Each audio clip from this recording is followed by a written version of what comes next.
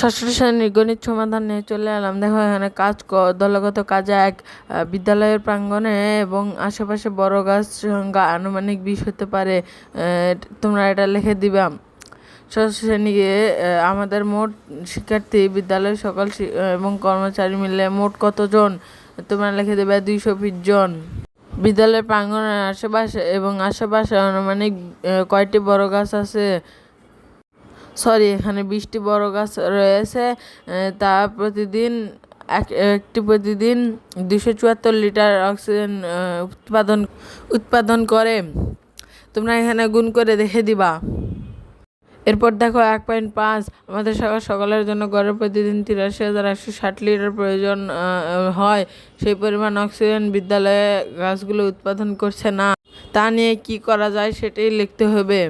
তোমরা এখানে লিখে দেবা প্রচুর পরিমাণে গাছ লাগাতে হবে। এরপর গাছের যত্ন নিতে হবে। এরপর চারা গাছের আগাছা পরিষ্কার করতে হবে। ব্যাস, এরপর আছে একক কাজ 1। আর দেখো এখানে একক কাজ 1 নাম্বার, আমাদের পরিবারের সদস্য মোট 5 জন।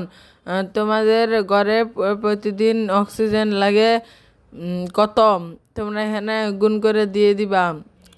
এরপর 2 নাম্বারে চাইছে অনুপাত করে দিয়ে দিবা। 3 নাম্বারে চাইছে সরল অনুপাত দিবা। 4 নাম্বারে আছে আমার পরিবারের সকল সদস্যদের একদিন অক্সিজেন সরবরাহের জন্য প্রায় 6টি গাছ প্রয়োজন।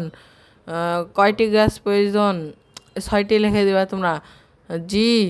আমার পরিবারে অক্সিজেনের জন্য যতটি গাছ দরকার তার চেয়ে বেশি আছে। মানে এখানে বলতে চাচ্ছে তোমার পরিবারে যতটি গাছ আছে সেই পরিমাণ গাছ আছে কি, গাছ প্রয়োজন সেই পরিমাণ গাছ আছে কি না। তোমরা লিখে দেবা আমার পরিবারে অক্সিজেনের জন্য যতটি গাছ দরকার, অর্থাৎ +8। 6 নাম্বার বলছে +8 এর যোগাত্মক বিপরীত। তোমরা লিখে দিবা -8। 7 নাম্বার একটি সংখ্যা রেখা চাইছে, তোমরা সংখ্যা রেখা আগায় দিয়ে দিবা। ব্যাস শেষ। এরপর কাজ ক্ষয়ের জন্য একটু দেরি করতে হবে।